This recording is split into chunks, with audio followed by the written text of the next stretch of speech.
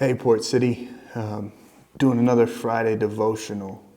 Today, the topic is going to be on a word called deconstruction. Now, I don't know how many people are familiar with this word in this kind of current cultural context, but it's being thrown around and being used a lot by people who are sharing kind of stories where they lose what they once believed in. Now, this seems like a depressing topic to talk about in the midst of a global pandemic, but actually I think that it can be pretty informative and actually an encouragement in the time that we're in. But before we get into it, let's go worship with Lydia.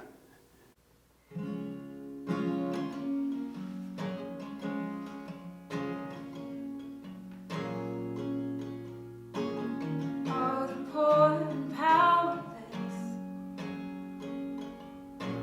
all lost and lonely, all the thieves will come confess and know that you are holy. Know that you are holy. And all will sing out hallelujah, and we will cry out hallelujah.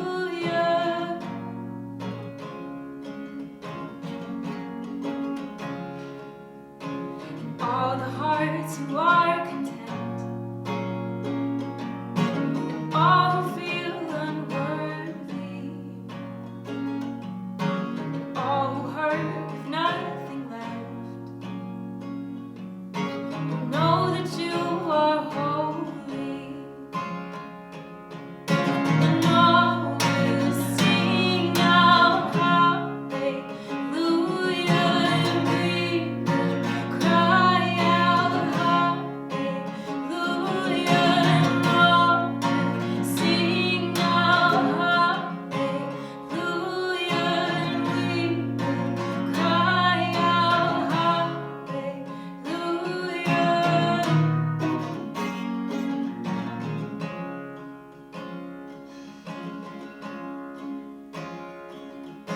Shout, go on and scream it from the mountains. Go on and tell it to the masses that He is God. Shout it, go on and scream it from the mountains. Go on and tell it to the masses that He is God. And we will sing out hallelujah, and we will cry out hallelujah, and we will sing out hallelujah,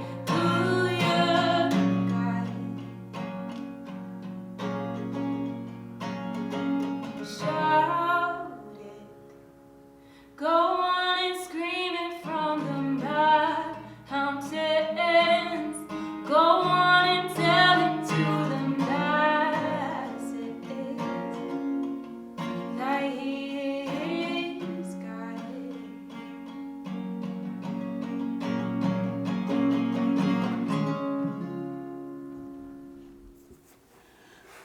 All right, so deconstruction. Why in the world are we talking about deconstruction? Like I just said before, deconstruction is kind of where you lose something that you once believed in. And it can be a very painful process, and it can be a difficult process. And I feel like for most of us, we're in some form of this process right now. Those of us who really believe and trusted in work have shifted from working at the office to working at home. Maybe some of us have shifted from employed to unemployed. No matter if that's true for you or not, one thing that is true is I know that most of us sit there and look at our finances and our budgets, and all of a sudden things that once seemed certain feel less so.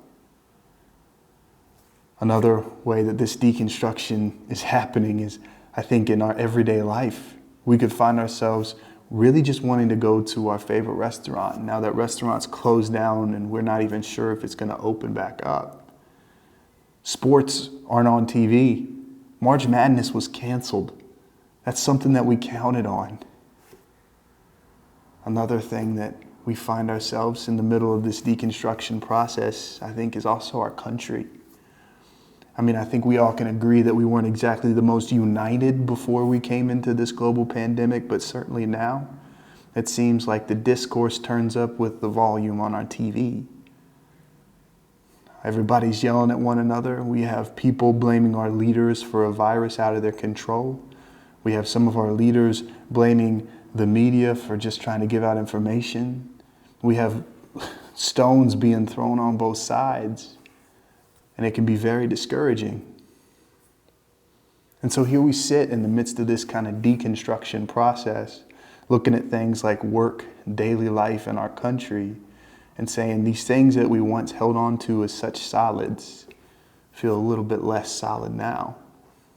And I know that that probably can extend to our faith as well. In this time, I think it's natural to look at God and say, why? What's going on? Can we stop this? Or please help this? Or where are you? Or what are you doing? Why is this happening?